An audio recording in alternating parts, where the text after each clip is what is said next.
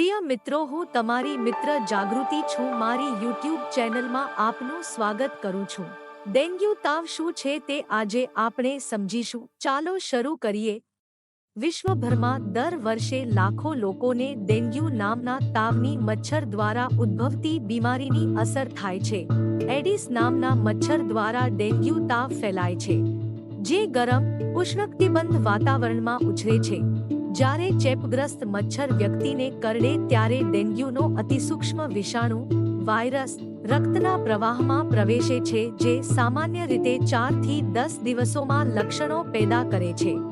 સામાન્ય લક્ષણોમાં તાવ, માથાનો ગંભીર દુખાવો, આંખોની પાછળ દુખાવો, સાંધા અને સ્નાયુઓનો દુખાવો અને ખાસ પ્રકારની ફોલ્લીઓનો સમાવેશ થાય છે.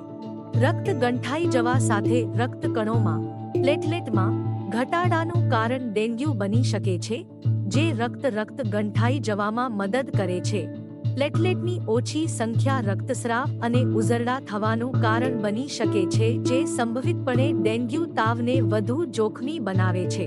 ડેન્ગ્યુ તાવને રોકવા માટે મચ્છરના સંપર્કમાં ના આવવું એ સૌથી અગત્યનું છે. અહીં કેટલાક મુખ્ય પગલાં છે જે તમે લઈ શકો છો. પાણી સાચવવાના તમામ પાત્રો અને ટાંકી ચુસ્ત ઢાંકણાઓથી ઢાંકો. ઉપયોગમાં ન લેવાતા પાત્રો, નકામી વસ્તુઓ, ટાયર, નાળિયેરના કાહલા અને અન્ય વસ્તુઓ જેમાં પાણી ભેગું થઈ શકે છે તેનો નિકાલ અને નાશ કરો. મચ્છરના શરીર સાથે સંપર્ક ના થાય તે માટે આખી બાયના પોશાક પહેરો. દિવસના સમયે મચ્છરદાનીનો ઉપયોગ કરો.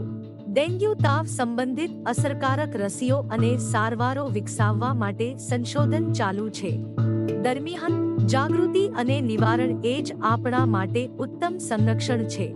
માહિતગાર રહીને અને સરળ સાવચેતી રાખીને આપણે આપણી જાતને અને આપણા સમુદાયને ડેન્ગ્યુ તાવથી બચાવી શકીએ છીએ. ડેન્ગ્યુ તાવ એ ભારતની ગંભીર આરોગ્ય સમસ્યા છે. તાજેતરમાં કેટલાક રાજ્યોમાં વધુ બનાવો જોવા મળ્યા છે.